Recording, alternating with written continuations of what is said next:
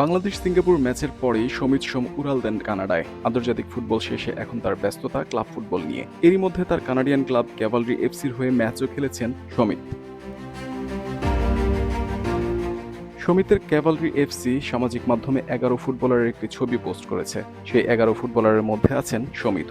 10 দেশের পতাকার ইমোজি দেওয়া হয়েছে ক্লাবটির সামাজিক মাধ্যমে দেওয়া পোস্টে, যার মধ্যে যুক্তরাজ্যের পতাকা আছে 2 বার। Bangladesh, Somalia, Germany, Jamaica, Poland, Italy, Colombia, New Zealand ও বেলজিয়ামের পতাকা একবার করে ব্যবহার করা হয়েছে। এমনকি সমিতের জার্সির সামনের অংশে বাংলাদেশের পতাকা ব্যবহার করা হয়েছে। লাল সবুজ বুকে ধারণ করা সমিতের ছবি দেখে অনেকেই শুভকামনা জানিয়েছেন। সমিতকে বাংলার বাঘ বলে অনেকে সম্বোধন করেছেন। অধিকাংশ বাঙালি সমর্থকরাই সমিতকে শুভেচ্ছা জানিয়েছেন। সমিতের মনোযোগ এখন ক্লাব ফুটবলে। অক্টোবরে এশিয়ান কাপ বাছাইয়ে হংকংয়ের বিপক্ষে লড়বে বাংলাদেশ। 9 ও 14 October home and away match. সেখানে খেলার জন্য প্রতিশ্রুতি দিয়েছেন সমিত। মিডফিল্ডে আবারও লাল সবুজ জার্সিতে সমিতকে দাপিয়ে বেড়াতে দেখবে ভক্তরা।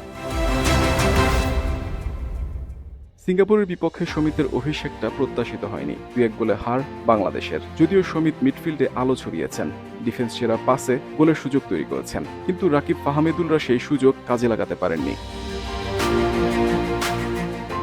অল্প সময়েই সমিত সবার প্রিয় হয়ে উঠেছেন। সতীর্থ, কোচিং স্টাফ, বাফুফের সব সদস্য ও ভক্ত সমর্থকদের মধ্যমণি এখন সমিত। হামজার পাশাপাশি তাকে ঘিরে হংকং বধের স্বপ্ন বুনছে বাংলাদেশ।